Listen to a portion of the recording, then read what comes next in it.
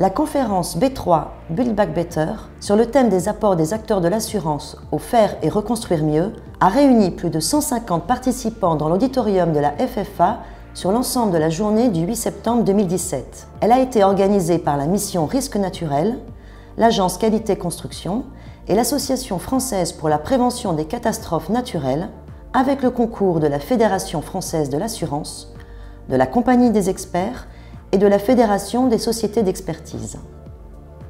Cette première partie expose les principaux échanges qui ont eu lieu lors des tables rondes de la conférence. Ces tables rondes faisaient suite à des présentations d'études techniques menées en France et de bonnes pratiques étrangères qui ont démontré le potentiel d'une utilisation accrue des données de sinistralité en retour d'expériences techniques. Ce qui va nous intéresser, c'est de reconstruire, mais évidemment aussi de prévenir, d'anticiper et de construire mieux avant. Donc quelque part, on peut ajouter un quatrième B, et le Build Back Better devient Build Back Better Before. On a fait, nous, en marge de la COP21, des analyses montrant que le risque sécheresse, le risque de submersion marine, sont des risques croissants. Le risque inondation, malheureusement, on en a eu un exemple dès l'année dernière. Donc ces questions qui sont un peu inhabituelles pour nous, les assureurs, vont prendre une importance croissante. Alors c'est pour ça qu'il est très important de partager l'information, parties prenantes privées, enfin tous les experts, mieux comprendre, mieux analyser les données que nous pouvons avoir les uns les autres, donc accepter de les partager. Et voir à partir de là comment on peut reconstruire mieux afin d'être plus résilient. Faire et reconstruire mieux, c'est un des thèmes du cadre de Sendai. Donc nous inscrivons pleinement dans les objectifs mondiaux de prévention des risques naturels.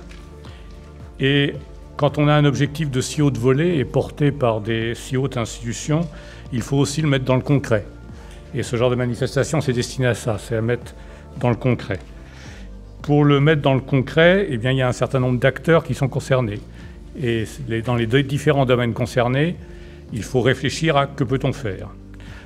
Cette réflexion, elle doit être faite au niveau de chaque domaine. Et puis, ce qui semble une idée tout à fait intéressante, de confronter la réflexion des acteurs d'un domaine aux acteurs des autres domaines. Il y a un désir de plus en plus fort des populations de se retrouver dans des situations beaucoup plus pérennes parce qu'ils savent qu'ils vont vite remonter la pente, on va dire, à un moment donné, et de se retrouver dans des situations beaucoup plus pérennes dans le futur, donc de tirer les enseignements finalement de cette situation. Parce qu'au-delà du concept, on voit bien qu'il y a un chemin à parcourir et que ce chemin ne se fera pas de manière unilatérale, il se fera avec tous les acteurs concernés. Je pense que les débats cet après-midi présenteront un intérêt vif sur comment commencer à faire les premiers, deuxième et troisième pas peut-être. L'objet de cette conférence, comment réfléchir à construire mieux en amont, comment mieux reconstruire plus rapidement et plus efficacement, comment on peut mieux informer, alimenter, notamment en analyse coût-bénéfice,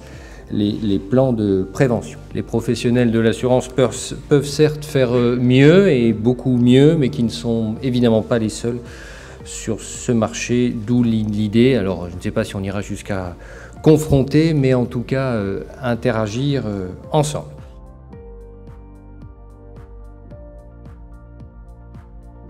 Nous sommes, nous, assureurs, finalement, une sorte de tour de contrôle qui permet de savoir où sont les sinistres, quels sont les points faibles, dans quelle région, pour quel type de bâtiment et pour quel type de péril.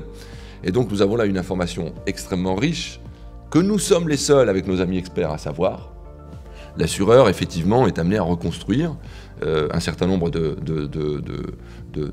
bâtiments qui ont été sinistrés. Ça serait intelligent que non seulement on le remette dans la situation dans laquelle il était avant le sinistre, mais qu'également on lui permette de revivre la situation dans laquelle il était de manière plus résiliente, c'est-à-dire en tenant compte de ce que nous savons sur la récurrence éventuelle d'un sinistre qu'il pourrait subir. Mais ce point-là ne résout pas tout. Il ne résout que les cas de biens sinistrés.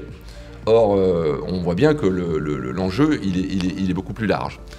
Donc je pense que la deuxième piste idéale, c'est qu'effectivement nous arrivions à créer des pipelines intelligents entre toutes ces datas qu'ont les assureurs et les experts, et ceux qui sont chargés de construire et de prévenir, qui permettent de faire en sorte que cette data de plus en plus intelligente que nous arrivons à exploiter, eh bien, soit utile. Alors utile au moment où nous reconstruisons, utile quand nous donnons des conseils de prévention à nos assurés, mais utile surtout quand on construit, quand on met en place des nouvelles techniques de construction, des nouveaux matériaux, et utile aussi lorsqu'il s'agit de bâtir des plans de prévention.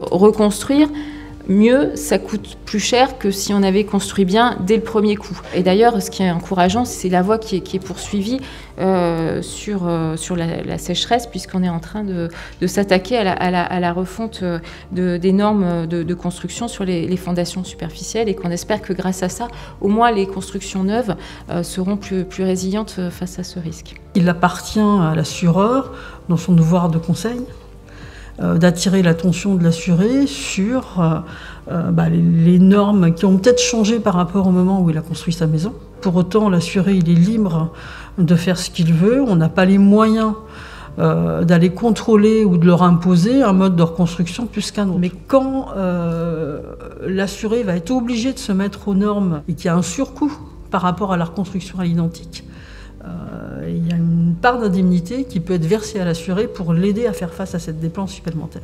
Une des problématiques que l'on a tous collectivement à résoudre, c'est comment allons-nous créer un business model qui va intégrer cette problématique de big data. Les experts, je pense, ont un rôle extrêmement important à jouer. Il va y avoir bien entendu aussi le canal de communication, parce qu'aujourd'hui, il est hors de question de saisir d'une façon manuelle toutes ces données.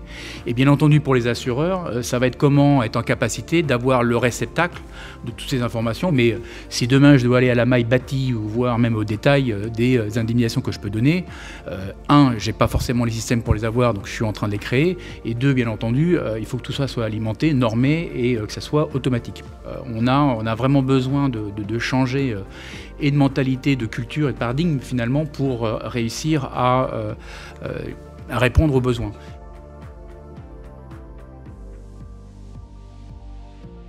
La collecte de données à nos niveaux expertisés est d'autant plus pertinente quand il s'agit d'événements climatiques de grande ampleur, en situation de sinistralité courante, sur le dommage, en fonction de type de relation que nous avons avec les assureurs. La part expertisée sur la totalité de la sinistralité est plutôt de l'ordre de 20%, alors qu'en matière d'événements climatiques, plus de 50% des sinistrés ont bénéficier d'une expertise. L'expert, par ses compétences techniques, ses multi-connaissances, aurait la capacité de capitaliser sur les données collectées et d'alimenter les échanges, les débats techniques sur l'amélioration des normes de reconstruction. On a aussi un intérêt professionnel. Si on venait demain effectivement à pousser nos opérations d'expertise à de telles remontées de données, tout ce qui va dans le sens de la valorisation du métier d'expert est également notre intérêt.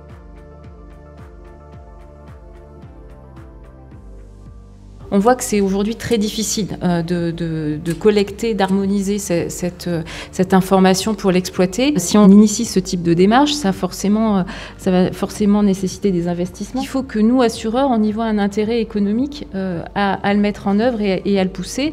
Et l'intérêt, on le voit évidemment si ça nous permet de réduire le coût de la sinistralité, donc par une meilleure prévention, par une action pour faire évoluer les normes de construction. Et comment faire en sorte que cette data soit ensuite intelligemment appliquée. Je pense qu'on s'organisera bien que si chacun y trouve un intérêt. Et quand on parle d'intérêt, il y a aussi un intérêt financier, évidemment. Il faut trouver les mécanismes vertueux qui font que le triptyque assuré, expert, assureur, ait intérêt à aller dans le bon sens. Je pense qu'on a besoin des pouvoirs publics. Je pense qu'on est tous d'accord pour dire qu'aujourd'hui, seule l'assurance ne va pas être une réponse, je dirais, à tous ces problèmes.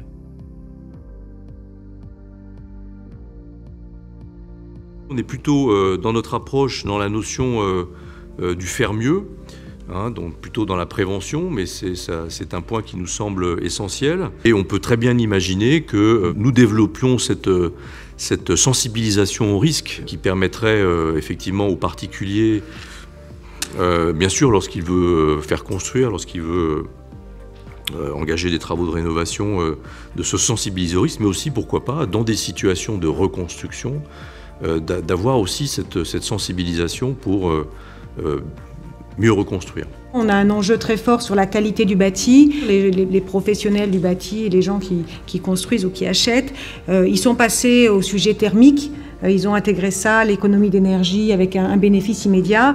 Et puis maintenant, il faut qu'on vienne un peu plus vers eux avec le sujet de l'impact sanitaire. Mais il faudrait aussi réfléchir à prendre en compte le risque naturel. Il faut que les particuliers, qui sont des citoyens mais qui sont des assurés, comprennent l'intérêt qu'ils ont à construire bien. Dans certains cas, construire mieux ne coûte pas plus cher. Le travail sur la sinistralité, il est structuré dans le cadre de l'ONRN. Donc on a un discours convergent, on a l'idée d'apporter des méthodes de construction qui, à coût donné, réduisent le coût des dommages, et donc on est nécessairement dans la même logique. En fait, on est sur un sujet qui dépasse les clivages professionnels ou autres. On est sur, me semble-t-il, un sujet d'intérêt général qui nécessite des coopérations étroites et extrêmement décloisonnées, au-delà, j'allais dire, de précautions qui peuvent parfois exister entre les différents acteurs d'une même politique, voire entre le privé et le public. Nous avons des objectifs communs qui visent à la réduction de la vulnérabilité,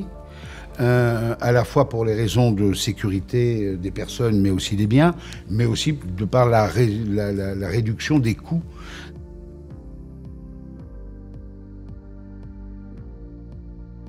Aujourd'hui, les assureurs sont prêts à partager. Et cette expérimentation qu'on a faite avec un certain nombre de partenaires et grâce à la MRN montre que quand on partage, on peut aller très loin dans l'analyse de la donnée. Il y a aujourd'hui la volonté d'ouvrir les données, de la traiter, de la partager collectivement.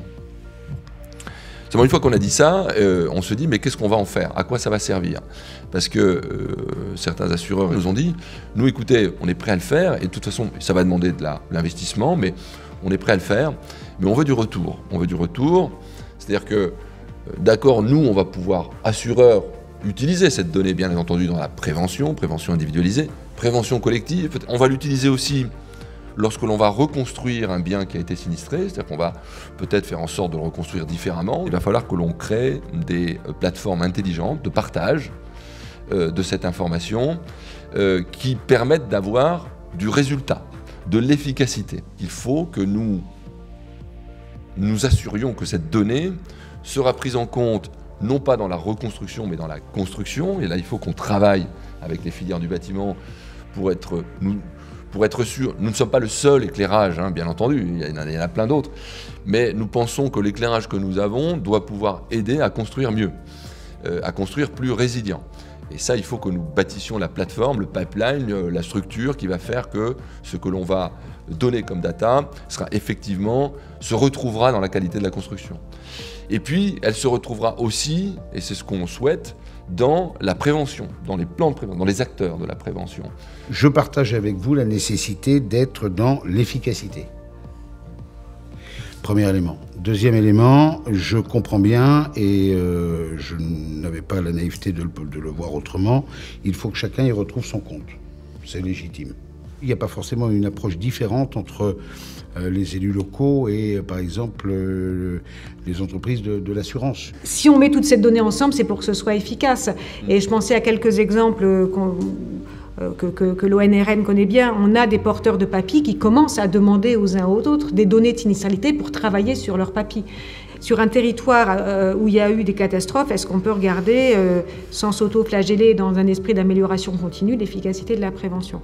Et donc la première étape pour ça, ce serait de réfléchir à avoir des grilles d'analyse plus systématiques des retours d'expérience qui permettent d'élargir le regard de la stricte gestion de crise à la prévention, de capitaliser sur ces données, de les apporter dans les travaux de l'ONRN pour essayer de franchir donc même recherche d'efficacité et d'aller chercher la donnée qu'on a et qu'on n'a peut-être pas suffisamment mise ensemble sur la place.